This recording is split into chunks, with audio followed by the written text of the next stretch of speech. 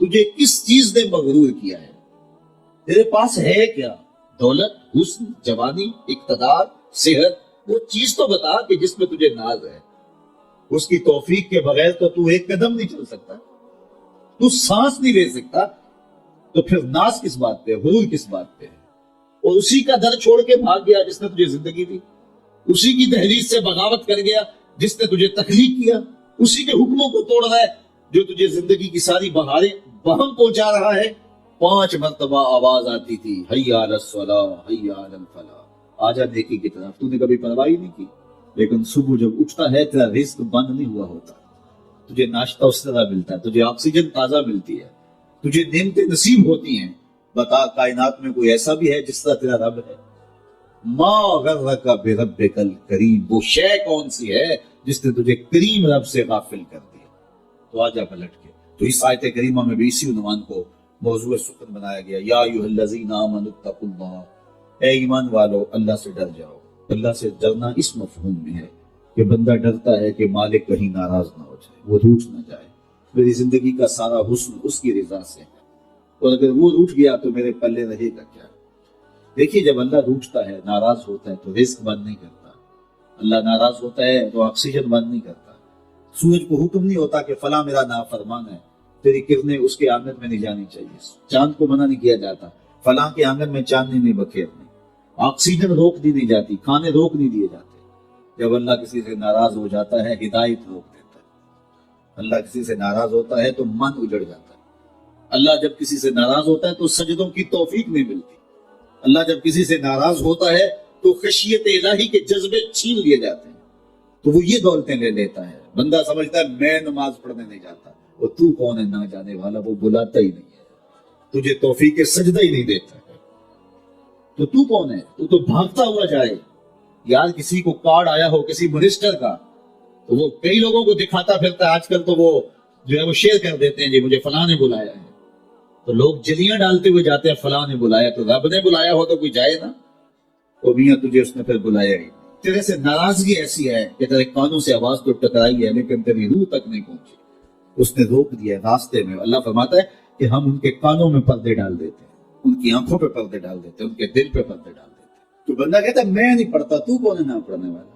وہ تمہیں بلاتا نہیں، اس قابل نہیں سمجھا گیا، کیونکہ تو نے اس کے حکموں سے منہ موڑا، اس کی فرما برداری کو چھوڑا، تو پھر اس نے بھی تجھے راندہ جرگار کر دیا، اور بھٹکتا پھر سویر سے لے کر شام تک کس کس کو سلوٹ کرتا ہے، لیکن تجھے توفیق نہیں ہوگی اس کے حضور سجدہ ریزی کی۔ اگر کوئی نماز نہیں پڑھتا، کوئی سجدہ ریزی نہیں کرتا، اللہ کے حضور جھکنے کی اگر کسی کو عادت تھی تو وہ مت سمجھے کہ میں نہیں کرتا۔ اللہ اکبر، اس سے چھین لی جاتی ہے توفیق، چھین لی جاتی ہے توفیق۔ تو اللہ سے توفیق مانگو کہ اللہ ہم سے کبھی بھی اپنی توفیق نہ چھینے، ہمیشہ ہماری پیشانیوں کو سجدے نصیب کرے۔ تو کہا اے ایمان والو اللہ سے ڈر جاؤ، اللہ اکبر، یعنی اس سے محبت کرتے ہو تو اس کی ناراضگی سے ڈر جاؤ، کہیں وہ روٹھ نہ جائے، وہ ناراض نہ ہو جائے۔ کہ ایک دن حضور کا رائے رحمت جوش میں تھا اور حضور نے فرمایا عائشہ جو مانگنا ہے مانگ لو۔ میں نے عرض کی یا رسول اللہ اگر آپ اجازت دیں تو میں اپنے باپ حضرت ابو بکر صدیق رضی اللہ تعالیٰ عنہ سے مشورہ نہ کر لوں کہ میں نے کیا مانگنا ہے؟ تو فرمایا کہ جاؤ مشورہ کر لو، مشورے کی اجازت بھی ہوگی۔ میں اپنے والد گرامی کی خدمت میں حاضر ہوئی اور کہا کہ دریائے رحمت جوش میں ہے اور رحمت کا باڑا برس رہا ہے۔ حضور نے فرمایا عائشہ جو مانگنا ہے مانگ لو، یہ اتنا سنہری موقع ہاتھ آیا ہے تو میں چاہتی ہوں کہ کوئی مانگوں تو اہم شے مانگوں۔ تو آپ کی خدمت میں حضور سے اجازت پا کے حاضر ہوئی ہوں، مجھے بتایا جائے کہ میں حضور سے کیا مانگوں تاکہ کوئی چھوٹی چیز نہ مانگوں، بڑی چیز مانگوں۔ حضرت ابو بکر رضی اللہ تعالیٰ عنہ نے فرمایا کہ بیٹا حضور سے جا کے کہنا کہ معراج کی خلوت خاص میں اللہ نے آپ سے جو راز کی باتیں کی تھی ان باتوں میں سے ایک بات بتا دو۔ مانگا بھی تو علم مانگا، اور عائشہ میرے سے وعدہ کرو جو حضور بتائیں مجھے بھی آگے بتانا ہے۔ ام المومنین حاضر خدمت ہو گئی۔ حضور نے پوچھا عائشہ مشورہ ہو گیا؟ کہا جی حضور ہو گیا۔ کہا مانگو کیا مانگتی ہو؟ کہا حضور معراج کی خلوت خاص میں جب اللہ کے حضور حاضر ہوئے رب نے آپ سے راز کی باتیں کی تو ان باتوں میں سے ایک بات بتا دیں۔ حضور مسکرا پڑے، اس بات پہ مسکرائے ہوں گے میرے یار غار کا انتخاب کیسا ہے، یا اس بات پہ مسکرائے ہوں گے کہ راز کی بات بتا دوں تو راز نہ رہا، لیکن وعدہ کیا تھا۔ کہا عائشہ سنو، جب میں قرب خاص میں پہنچا تو میرے مالک نے مجھ سے راز کی جو باتیں کی ان میں سے ایک بات یہ تھی محبوب تیری امت میں سے کوئی شخص کسی شخص کا ٹوٹا ہوا دل جوڑ دے تو میرے اوپر لازم ہے بغیر حساب کے جنت عطا کرو۔ ام المومنین بہت خوش ہوئی اور اپنے والد گرامی سیدنا ابو بکر صدیق رضی اللہ تعالیٰ عنہ کے پاس آئیں اور ساری کہانی سنائی۔ بہت خوش تھی، لیکن حضرت ابو بکر صدیق رضی اللہ تعالیٰ عنہ نے سنا تو رونے لگے۔ تو ام المومنین سیدہ عائشہ رضی اللہ تعالیٰ عنہ نے عرض کیا، میرے والد گرامی یہ بات رونے والی تو نہیں ہے، ہم بسا اوقات کسی دکھی کے کام آ جاتے ہیں، کسی کا دکھڑا بیٹھ کے سن لیتے ہیں، کسی کی ڈھالس بنا دیتے ہیں، کسی کے کام آ جاتے ہیں، یہ تو بخشش کا بہانہ ہاتھ آ گیا اور آپ اس پہ رو رہے ہیں۔ تو فرمانے لگے عائشہ اس کو معکوس بھی پڑھو، تصویر کا دوسرا رخ بھی دیکھو۔ اگر کوئی شخص کسی کا ٹوٹا ہوا دل جوڑ دے تو بغیر حساب کے جنت میں جائے گا، اس کا دوسرا رخ یہ ہے اگر کوئی کسی کا دل توڑ بیٹھے تو سیدھا جہنم میں جائے گا۔ میں اس بات پہ رو رہا ہوں کہ ہم سے کسی کا دل نہ ٹوٹ گیا۔ تو آج کی اس مجلس کے اندر کیا یہ دو باتیں میں اور آپ اپنے پلے باندھ سکتے ہیں؟ ایک کا تعلق حقوق العباد سے ہے اور ایک کا تعلق حقوق اللہ سے ہے۔ حقوق اللہ میں سب سے اہم چیز نماز ہے، اور پہلا سوال قیامت کے دن نماز کا ہی ہوگا۔ اللہ مجھے آپ کو 5 گانا نماز کی توفیق نصیب کرے اور ہمیں توفیق نصیب کرے کہ ہم کسی کے دل شکستگی کا سامان نہ کریں۔ رسول کریم صلی اللہ علیہ وسلم نے ارشاد فرمایا، اگر تم میں سے کسی شخص کے دروازے کے سامنے سے نہر گزرتی ہو اور وہ دن میں 5 مرتبہ وہاں سے غسل کرتا ہو، صحابہ مجھے بتاؤ اس کے بدن پہ کوئی میل کچیل رہے گا؟ تو صحابہ نے عرض کیا، اللہ کے رسول اس کے بدن پہ کوئی میل کچیل نہیں رہ سکتا جو دن میں 5 مرتبہ غسل کرتا ہے۔ فرمایا یہ 5 نمازوں کی مثال ہے، جو 5 نمازیں پڑھتا ہے اس کے بدن پہ گناہوں کا میل نہیں رہتا ہے، اللہ اسے ستھرا کر دیتا ہے، اسے پاک کر دیتا ہے۔ ایک نماز سے لے کر دوسری نماز کا وقت، درمیان میں جتنا وقت ہے اس کے جتنے گناہ ہیں دوسری نماز ان گناہوں کا کفارہ ہے۔ حضرت سلمان فارسی اور حضرت ابو عثمان سفر پہ جا رہے تھے، پت جھڑ کا موسم تھا، ایک درخت آیا جس کے پتے زرد ہو گئے تھے، تو حضرت سلمان فارسی نے شاخ پکڑی اور جھٹکا دیا، سارے پتے گر گئے۔ تو کہا ابو عثمان تو نے مجھے پوچھا نہیں کہ یہ میں نے کیوں کیا؟ حضرت ابو عثمان نے کہا میں نے نہیں پوچھا، آپ بتائیں آپ نے ایسا کیوں کیا؟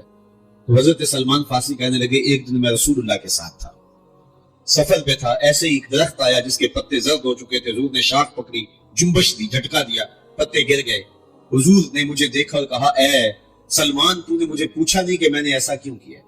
تو میں نے کہا بندہ نواز آپ بتا دیں آپ نے ایسا کیوں فرمایا؟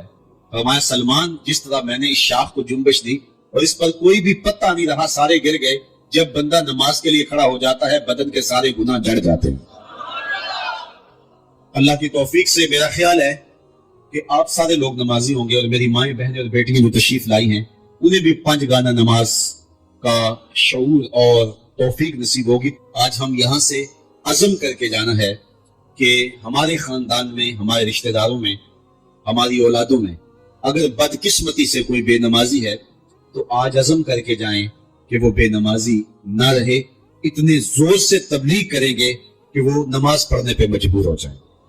یہ اولاد کے ساتھ ہمدردی نہیں ہے، ساری رات اولاد جاگتی رہے اور جب نماز کا وقت آ جائے تو ماں کہتی ہے بیٹے سو جا اب تو اذان کا وقت ہو گیا، حالانکہ چاہیے تھا کہ اب تو اٹھ جا اب اذان کا وقت ہو گیا، لیکن ماں اس وقت اگر سلا دے تو کیا یہ گوارا کرتی ہے کہ میرا بیٹا جہنم کی آگ میں جلے؟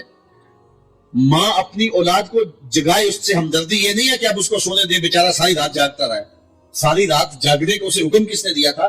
فجر کے وقت جاگنے کا حکم ہے جب رحمت اللہ کی بٹ رہی ہے، تو اس کو بیدار کرے، اس کو جگائے۔ کڑکتی دھوپ ہے، آج کل موسم کتنا گرم ہے، تو اگر بچہ دھوپ پہ کھڑا ہو اور اس کے پاؤں جلس رہے ہوں تو ماں گوارا کرتی ہے، بھاگ کے اچک لے گی بچے کو کہ میں اسے دھوپ سے، تمازت سے، گرمی سے بچا لوں۔ تو کیا حشر کی کڑکتی دھوپ میں بیٹا پسینے میں شرابور ہو اور وہ پسینہ آگ سے بھی زیادہ گرم ہو تو کوئی ماں یہ گوارا کرتی ہے؟ یقیناً نہیں کرتی۔ تو نہیں کرتی تو اس کو اپنی اولاد کو 5 گانا نماز کا خوگر بنانا ہوگا۔ نماز کی توفیق اللہ سے مانگو۔ آج کے اس اجتماع میں یہی پیغام ہے اور یہی دعوت ہے اور یہی قرآن مجید کی تعلیمات کا خلاصہ ہے۔ 1 بار نہیں، 2 بار نہیں، 10 بار نہیں، 20 بار نہیں، 100 بار نہیں، قرآن و حدیث کے اندر 750 مرتبہ نماز کا حکم آیا ہے۔ آپ ذرا غور کیجئے، 1 مرتبہ کہہ دینا کیا کافی نہیں ہے، لیکن 750 مرتبہ تمہارے کریم رب نے تمہیں بار بار کہا ہے، تمہارے کریم رسول نے تمہیں بار بار کہا ہے کہ نماز پڑھو۔ تو اگر ہم اتنی بات سننے کے بعد بھی نماز نہیں پڑھیں گے تو پھر ہم کہاں کھڑے ہوں گے؟ اور دوسری بات ہے کہ اتنی تاکید کی گئی ہے، اتنی تاکید کی گئی ہے، تو یہ کتنا بڑا جرم تھا نماز کا ترک کرنا، یہ بار بار کہا گیا ہے۔ ایک شخص نے حضور کی خدمت میں سوال کیا، حضور لوگوں میں سب سے اچھا شخص کون سا ہے؟ تو آقا کریم نے کیا جواب دیا؟ جس کی عمر زیادہ ہو عمل اچھے ہوں. تو کہا لوگوں میں سب سے شریر آدمی کون سا ہے، سب سے برا آدمی کون سا ہے؟ قال من طال عمرہ وسع عملہ، جس کی عمر لمبی ہو اور اس کے عمل برے ہوں. بوڑھا ہو جائے برائیاں نہ چھوڑے، ہڈیاں کمبن گوڈے کھڑکن تے اڑ گیا لک تیرا، اجے بھی بدیوں باز نہ آئوں جیو مرد دلیرا. وہ کہتے ہیں نانا بن گیا دانا نہیں بنا. تو جس کی عمر زیادہ ہو لیکن اس کے عمل کرتوتیں اچھی نہ ہو، بوڑھا ہونے کے باوجود بھی شرارتیں کرتا ہو، دو آدمیوں کو لڑاتا ہو، میاں بیوی کے درمیان تنازع کھڑے کر دیتا ہو، خاندانوں کے اندر شر پھیلاتا ہو، لڑائیاں پیدا کرتا ہو، متکبر ہو، اس کی چال ڈھال متکبرانہ ہو، اس کی نظر میں حیا نہ ہو، اس کی زبان گندگی اور غلاظت بکتی ہو، گالیاں دیتا ہو، عمر ہو گئی ہے لیکن اس کے عمل اچھے نہیں. فرمایا سب سے اچھا شخص دیکھنا ہے تو وہ ہے کہ جس کی عمر زیادہ ہے عمل اچھے ہیں. سب سے برا شخص دیکھنا ہے تو وہ ہے جس کی عمر زیادہ ہے عمل برے. اگلی روایت حضرت ابو کبشہ الانماری رضی اللہ تعالی عنہ سے مروی ہے. میرے حضور نے فرمایا 3 چیزیں ایسی ہیں جن پر میں محمد ہو کے رب کی قسم اٹھاتا ہوں. ان میں سے پہلی بات یہ ہے کہ میں قسم کرتا ہوں کہ صدقے سے مال کم نہیں ہوتا. اور دوسری بات، اگر کسی نے کسی پہ زیادتی کی، اس نے کہا جا میں نے معاف کر دیا، تو حضور فرماتے ہیں میں قسم دیتا ہوں اس کی عزت کم نہیں ہوگی.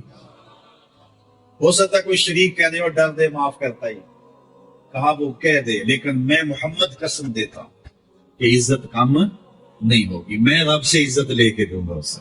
اللہ اکبر. تیسری بات، جب کوئی شخص سوال کا دروازہ کھول دیتا ہے، مانگنے لگ جاتا ہے، تو میرے حضور فرماتے ہیں میں قسم اٹھا کے کہتا ہوں اللہ اس پر محتاجی کا دروازہ کھول دیتا. جو مانگنے لگ جاتا ہے پھر مانگتا ہی رہتا. ہم نے دیکھا کچھ لوگ بچپن سے مانگتے ہیں، بڑھاپے تک مانگتے رہتے ہیں، ان کی کبھی ضرورت پوری نہیں ہوئی. یہ قرض مانگنے کی عادت جس کو پڑ جائے تو وہ بھی ساری زندگی قرض ہی مانگتا رہتا ہے، ہر وقت مقروض.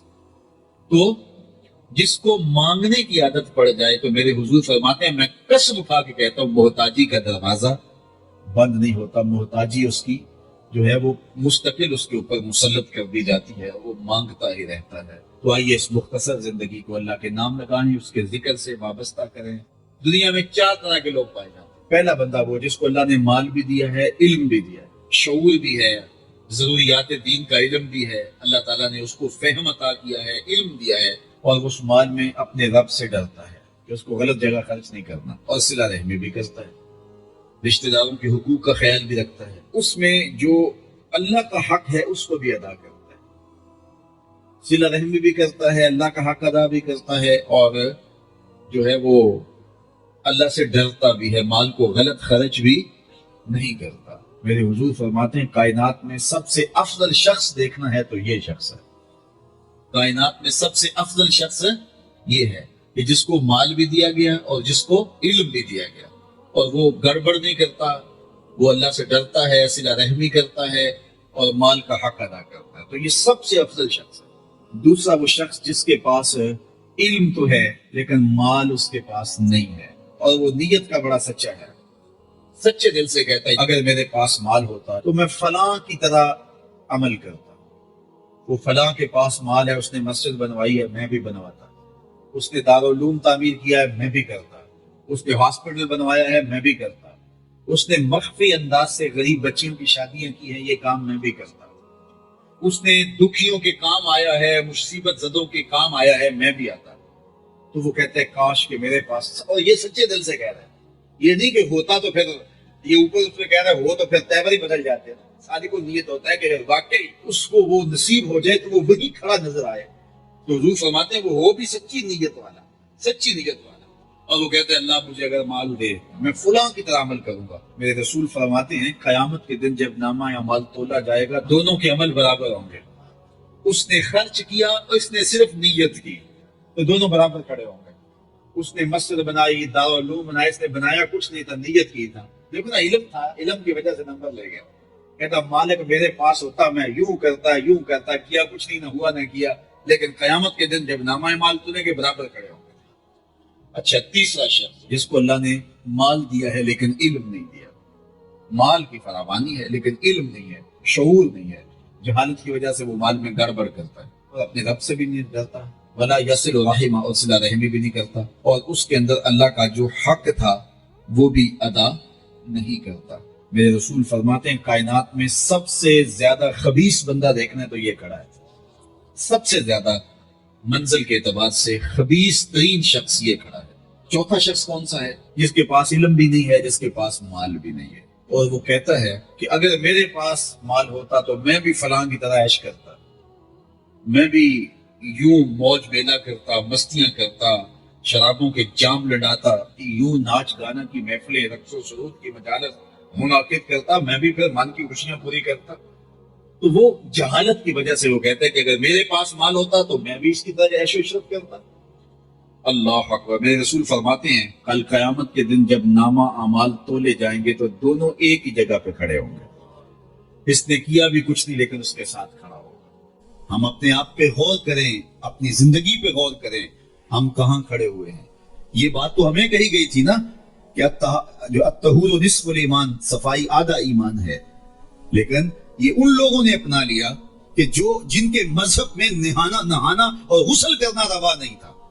آپ جو ہے وہ فرانس کی خوشبو پوری دنیا کے اوپر مشہور جانتے ہیں، کبھی اس کا پس منظر بھی جو ہے وہ معلوم کیا کہ کیا ہے، کیونکہ یہ غسل نہیں کرتے تھے اور بدن سے اتنی بدبوئیں اٹھتی تھی کہ ان پر جو ہے خوشبو اس پر غالب کرنے کے لیے طرح طرح کی خوشبوئیں یہاں آئیں تاکہ جو ہے وہ بدبو سے ناک پہ جو لوگ ملنے آتے وہ ناک پہ ہاتھ رکھ لیتے۔ ان کے بادشاہوں کے جسموں سے بدبو آیا کرتی تھی، ان کے ہاں نہانا نہیں تھا۔ یہ تو مسلمانوں نے آ کے سکھایا، اور جب اندلس انہوں نے فتح کیا تو اس وقت جو وہاں واشروم انہوں نے بنائے تھے مسلمان، سب سے پہلے انہوں نے غالب آ کے ان کو توڑا اور پھر اسی روش میں چلے گئے۔ پھر آہستہ آہستہ انہوں نے سوچا کہ یار دیکھو تو صحیح، اور آج صفائی پسند وہ ہو گئے، آج گلیاں ان کی صاف ہیں، آج بازار ان کے صاف ہیں، آج ملک انہوں نے ایسے بنا کے رکھے ہیں جیسے ایک سگڑ بی بی اپنا گھر سنوار کے رکھتی ہے، اور ہمارے گلی کے اندر ہم کچرا پھینک کے گھر چلے جاتے ہیں۔ میں بعض کا گزرتا ہوں، چونکہ تنگ گلیوں میں بھی جاتا ہوں، بازاروں میں بھی جاتا ہوں، پیدل بھی جاتا ہوں اور سواریوں پہ بھی جاتا ہوں، آپ بھی یہ منظر دیکھتے ہیں کہ 6 فٹ کی گلی ہوتی ہے تو دونوں جانب نالیاں ہو رہی ہوتی ہیں، تو درمیان میں صرف 3 فٹ جگہ ہوتی ہے۔ یہ ایک سائڈ نالی بنا لو، چلو گلی شادہ ہو جائے، لیکن ادھر والے نہیں مانتے کہ ہماری جانب نالی ہو، وہ کہتے ہیں ادھر نہیں مانتے، چلو فیصلہ کیا کہ دونوں جانب نالی ہو۔ جب قوم کا مزاج یہ ہوگا تو کیا قوم ترقی کرے گی جو اتنی قربانی بھی نہیں دے سکتی؟ تو اب گندگی کے ڈھیر جگہ جگہ پڑے ہوئے ہیں۔ حکومت کو چھوڑیں آپ، حکومت کی ترجیحات، حکومت کی دلچسپیاں، ان کے معاملے، وہ تو جو کرتے ہیں، جو فریضہ ہمارا تھا ہم نے وہ نبھایا، ہم نے اس فریضے کو پورا کیا۔ تو ہم اپنے رویوں پہ غور کریں، ہمارے آقا نے ہمیں کتنا ستھرا دین دیا تھا، کتنا پیارا دین دیا تھا۔ میں نے اس مرتبہ میلاد کے موقع پہ کہا کہ دیکھو ہماری ترجیحات ہے کہ ہم نے اپنے گلی سے گزرا تو وہ گلی کے اوپر پورا وہ گوٹا کناری کی ہوئی تھی اور جھنڈیاں بھی اور چراغاں بھی کیا تھا اور بہت زیادہ پیسے لگے ہوں گے، تو نیچے جو ہے وہ گلی تو وہ کچی تھی، تو میں نے کہا اگر یہ اوپر نہ ہوتا، نیچے کنکریٹ کی گلی ان پیسوں سے بن جاتی تو یہ رسول اللہ زیادہ خوش نہ ہوتے اور حضور کی امت کو زیادہ نفع نہ ہوتا اور یہ میلاد کے نام پہ ہو جاتا، لیکن نیچے کچی گلی ہے اور وہ کہتے ہیں یہ حکومت کی ذمہ داری ہے، اور ہم نے اوپر گلی کے اوپر گوٹا کناری بھی کی ہوئی ہے اور اسے چراغاں بھی کیا ہوا ہے اور اس کے اوپر فانوس بھی لٹکائے ہوئے ہیں اور لاکھوں روپے اس گلی کو سجاتے ہوئے ہم نے لگا دیا۔ لیکن اگر ہم پکی کر لیتے گلی تو وہ زیادہ اچھا نہ تھا کہ وہ ہمیشہ کے لیے جو ہے وہ ایک مسئلہ ختم ہو جاتا، لیکن وہ نہیں کریں گے، یہ کریں گے ہم نے اپنی ترجیحات اپنی مرضی سے مقرر کی ہوئی ہیں۔ تو میرے رسول صلی اللہ علیہ وسلم نے جو ہمیں دین دیا ہے اس دین کو اختیار، اس کا یہ مطلب نہ لیا جائے کہ میں میلاد کے چراغاں کا مخالف ہوں۔ آج کل تو یہ بھی بڑا ڈر لگا رہتا ہے کہ فتوے ایک دم جو ہے وہ متوجہ ہو جاتے ہیں اور کافر سے نیچے تو چھوڑتے ہی نہیں، لیکن یہ دکھڑے ہیں ہمارے۔ میں کہتا ہوں گلیاں سجاتے ہو دل ویران نہ رہے، میں کہتا ہوں چراغاں کرتے ہو مکانوں کی چھتوں پہ کرو، میں اس کا انکار نہیں کرتا، لیکن دل کی گلیوں میں اندھیرا نہ رہے۔ اور تم جھنڈیاں لگاتے ہو حضور کے نام کی، ایک ایک پرت پہ، دل کے ایک ایک پرت پہ نام محمد کی جھنڈی بھی لگاؤ۔ اور میں نے الحمدللہ جگہ جگہ میلاد کے موسم میں اس مرتبہ توجہ دلائی کہ آپ اس طرح کریں کہ اپنے محلے کے اندر فہرست بنائیں، اپنی گلی کے اندر فہرست بنائیں۔ اللہ تعالیٰ نے یہ نظام رکھا ہوا ہے۔ غربت کے زمانے کے اندر بھی ایسا ہوتا ہے کہ ایک گلی کے اندر 20 یا 25 گھر ہیں تو 1-2 گھر والوں کو اللہ تعالیٰ نے مال و دولت سے فرازہ جو ہے وہ مالا مال کیا ہوتا ہے، باقی جو ہے وہ پوری گلی کے لوگ غریب ہو سکتے ہیں، لیکن کوئی ایک آدھ آدمی اللہ تعالیٰ وہاں بھی رکھا ہوتا ہے۔ ایک پورا گاؤں ہے، دیہات ہے اور بڑا غریب دیہات ہے، لیکن وہاں بھی کچھ 5, 10, 15 زمیندار ہوتے ہیں یا کچھ لوگ مالی طور پہ مستحکم ہوتے ہیں۔ یہ اللہ تعالیٰ نے نظام رکھا ہے۔ وہ جو 5-10 لوگ ایک بستی میں امیر ہیں، ایک گلی کے اندر 15 یا 20 گھر ہیں تو سارے غربا کے گھر ہیں، تو 2-3 گھر جو ہیں اللہ تعالیٰ نے ان کو نوازا ہوا ہے، تو وہ 2-3 گھر یا اس گاؤں کے اندر جو ہے وہ 10-12 لوگ وہ سوچیں کہ ہمیں خواب کے پان لگے ہیں کہ ہمیں دولت زیادہ دی گئی ہے. عقل و فہم کی وجہ سے بھی دولت زیادہ نہیں ہوتی. میاں صاحب فرماتے ہیں بے وقوفاں دے نوکر دیکھے دانش مند سے آنے. ایسا بھی ہوتا ہے. یہ اللہ کی تقسیم ہے, وہ جس کو عطا کر دے. تو اب جس کو دولت زیادہ دی گئی ہے وہ سوچے کہ مجھے کیوں زیادہ دی گئی ہے. علماء نے کہا کہ جس کو کوئی زیادہ فراوانی دی گئی ہے اس کا جو ہے وہ مثال کے طور پر وہ کہتے ہیں کہ جو گائے ہے اور بھینس ہے اس کا دودھ اس کے بچے کی ضرورت سے زیادہ ہوتا ہے تو باقیوں کے لیے بھی حلال قرار دیا گیا کہ وہ نفع پہنچائے. جس کو مال اس کی ضرورت سے زیادہ دیا گیا ہے تو وہ اس مال کے ذریعے اپنے کم از کم رشتہ داروں میں اور اپنے محلے میں اپنی گلی میں کم از کم دیکھے. اور میلاد کے موسم کے اندر وہ غور کرے کہ میری گلی میں 15 گھر ہیں, اس میں کوئی غریب ہے تو آج میلاد کے دن ایسا نہ ہو کہ آج بھی وہ غربت میں دن گزارے. اگر اس کو آپ 1 مہینے کا راشن دے دیتے ہیں اور ساتھ لکھ کے چٹ اس کے اندر ڈال دیتے ہیں میلاد مبارک, اور درود پڑھتا رہے گا اور حضور علیہ الصلوۃ والسلام کا صدقہ کھاتا رہے گا تو کتنا اچھا ہو. تو یہ وہ چیزیں ہیں جس کی طرف ہمیں توجہ کرنی چاہیے. اور میں سمجھتا ہوں کہ حضور علیہ السلام کی محبت سے معاشرے کے دکھ جو ہیں وہ سمیٹے جا سکتے ہیں. آقا کریم علیہ الصلوۃ والسلام نے محبت سے ہی معاشرت کو جو ہے وہ اپنے قریب کیا اور لوگ ایمان کی دولت سے مالا مال ہو گئے. وہ ایک بچہ آیا نا اپنی ماں کے لیے لباس لینے کے لیے, اور پہلے وہ گیا اپنے چچا کے پاس. اس کی ماں بیوہ تھی اور اس کا لباس پھٹ گیا تھا اور وہ اپنے چچا کے پاس گیا تو اس نے دھتکار دیا. اللہ اکبر. فذلک الذی یدعو الیتیم, یہ قرآن نے بتایا کہ یہ وہ بد نصیب لوگ ہیں جو یتیموں کو دھکے دیا کرتے ہیں. تو وہ ماں نے اس کو روکا تھا, بیٹا نہ جانا. تاریخ خیرت پڑھے, ماں نے کہا تھا بیٹا نہ جانا, لیکن اس نے کہا کہ تیرے بدن کے اوپر جو لباس ہے وہ بھی پھٹ گیا اور جگہ جگہ سے جسم جھلک رہا ہے, تو میں اپنے چچا سے آپ کے لیے لباس لے کے آتا ہوں. پھر جو رویہ اس نے اختیار کیا تو واپس روتا ہوا آ رہا تھا. تو کسی نے راستے نے پوچھا کہ کیا ماجرا ہوا. اس نے کہا چچا کے پاس گیا تھا ماں کے لیے لباس لینے, اس نے تو لا کے بھیج دیا. اللہ اکبر. تو اس نے کہا کہ جہاں سین حرم میں محمد نام کا ایک شخص بیٹھا ہوا ہے, اگر تو اپنا دکھڑا اس کے سامنے پیش کرے تو وہ امید ہے تمہیں رد نہیں کریں گے, لیکن سن لے ان کا دین کوئی اور ہے. اللہ اکبر. اپنے ماں کے پاس آیا تو ماں کو کہا کہ چچا نے رلا کے بھیج دیا, لیکن آپ کی حالت مجھ سے دیکھی نہیں جا رہی. بچہ ابھی شعور کی منزلوں میں قدم رکھ رہا تھا, پہلے بہت چھوٹا تھا, اب اس کے اندر ایک جذبات تھے بچے کے اندر. تو ماں نے کہا کہ بیٹا نہیں ان کے پاس نہیں جانا, سنا ہے کہ وہ جو ان سے ملے دین دھرم چھین لیتے ہیں اس کا. اللہ اکبر. تو حضور علیہ الصلوۃ والسلام کے پاس جانے سے ماں روکنے لگی, لیکن بچے نے کہا کہ امی میں پکا رہوں گا, بتوں کا وفادار رہوں گا, تم اس ٹینشن کو, اس پریشانی کو چھوڑ دو. اور حضور کی خدمت میں حاضر ہوا. حضور صحن حرم میں چادر اوڑے بیٹھے ہوئے تھے اور جا کے کہنے لگا میں پہلے بات آپ سے کر لیتا ہوں, آپ کا دین میں نے قبول نہیں کرنا. حضور مسکرا کے بولے بیٹا بتاؤ کس لیے آئے ہو. کہا میری ماں بے لباس ہے, میں آپ سے لباس لینے آیا. حضور نے چادر رحمت اتار کے اس کے کندھوں پہ ڈالی. اللہ اکبر. وہ واپس آ گیا اور ماں پر حضور کی چادر اڑائی. اللہ اکبر. اور ماں نے کہا کہ بیٹے اس نے اپنا دین تو نہیں تجھے دیا. کہا نہ میں نے پہلے کہہ دیا تھا تیرے دین نہیں مانوں گا. ماں کہنے لگی پتر اس کا دین ماننا چاہیے, یہ جس نے رحمت کی چادر ہمارے سر پہ تان دی. اللہ اکبر. تیری تک کے ادامہ میں مرید ہو گئے. اس بوڑھی عورت کا قصہ بھی آپ نہیں بھول سکتے جو گھر کا سامان باندھ کے اپنے دروازے پہ بیٹھی ہوئی تھی, اور اس نے سنا تھا مکے میں ایک جادوگر آیا ہے جسے ملتا ہے اس کا دین چھین لیتا ہے. اس نے سوچا ساری زندگی لات منات ابل عزا ان کے ساتھ وفا کی ہے, یعوق اور نصر کے قصیدے پڑھے ہیں, تو اب آخری زندگی میں کیا میں ود اور سوا کو چھوڑ دوں گی, میں یعوق اور نصر کو چھوڑ دوں گی, میں لات اور منات کو چھوڑ دوں گی. کہا کہ کہیں ایسا نہ ہو کہ کہیں اس سے ملاقات ہو جائے اور وہ دین ہی میرا چھین لے, مجھے شہر چھوڑ دینا چاہیے. گھر کے تھڑے کے اوپر سامان باندھ کے بیٹھی ہے. حضور بھی گزرے, اس نے دیکھا تو کہا بھتیجے یہ سامان میرے سر پہ رکھ دے. حضور نے سامان اٹھایا, دیکھا تو بوجھل تھا, وزنی تھا, اور بڑھیا کو دیکھا تو کمزور تھی. تو کہا کہ بڑھیا اگر چاہو تو جہاں چاہتی ہو میں خود نہ چھوڑا. اس نے کہا اس سے بڑی مہربانی کیا ہوگی, میں تو لاولد ہوں, میری تو اولاد نہیں ہے, تو میں شہر چھوڑ کے جا رہی ہوں. راستے میں حضور نے سامان اٹھایا ہوا ہے اور بڑھیا سے باتیں بھی کرتے جا رہے ہیں. تو بڑھیا کو کہا کیوں جا رہی ہے. اس نے کہا کہ سنا ہے یہاں ایک جادوگر ہے جو لوگوں کا دھرم لوٹ لیتا ہے, لوگوں کا دین لوٹ لیتا ہے. میں نے ساری زندگی بتوں سے وفا کی, میرے آبا و اجداد نے بتوں سے وفا کی ہے, میں چاہتی ہوں دین اجداد ہاتھ سے چھوٹ نہ جائے, آخر شہر میں رہتی ہوں کہیں مل نہ جائے. تو میں چاہتی ہوں کہ میں شہر چھوڑ جاؤں، زندگی کی چند سانسیں باقی ہیں، میں وفا کے ساتھ تو گزاروں۔ غالب نے کہا تھا نا، وفاداری بشرط استواری اصل ایمان ہے، اس پہ اختلاف بھی کیا جا سکتا ہے۔ مرے کعبے میں تو بت خانے میں گاڑو برہمن کو، وہ کہتا ہے چاہے بت سے وفاداری ہو، وفاداری تو ہو۔ تو اس نے کہا میں تو وفاداری کرنا چاہتی ہوں اپنے بتوں سے، اور میں شہر چھوڑ کے مکہ جا رہا ہوں۔ جانتی ہوں ام القریٰ ہے، بستیوں کی ماں ہے، اس شہر کو شہر جمال کہتے ہیں، شہر خوبہ ہے، لیکن میں اس شہر کو چھوڑ کے جا رہی ہوں۔ خیر حضور نے کچھ نہیں کہا، اس کا سامان نہیں پھینک دیا کہ ٹھیک ہے تم پھر جاؤ۔ سامان اس کا اٹھایا اور جہاں تک اس نے جانا تھا سامان پہنچایا، سامان سپرد کر کے واپس پلٹنے لگے تو اس نے کہا بچے اپنا نام تو بتا دے، لوگ کہیں گے کہ مکہ چھوڑ آئی ہو تو بتاؤں گی ایک جادوگر کے دکھ سے چھوڑ آئی ہوں، تو وہ کتنا برا بھلا کہیں گے شہر مکہ کو کہ جس مکہ سے لوگ نقل مکانی کرنے پہ مجبور ہو گئے۔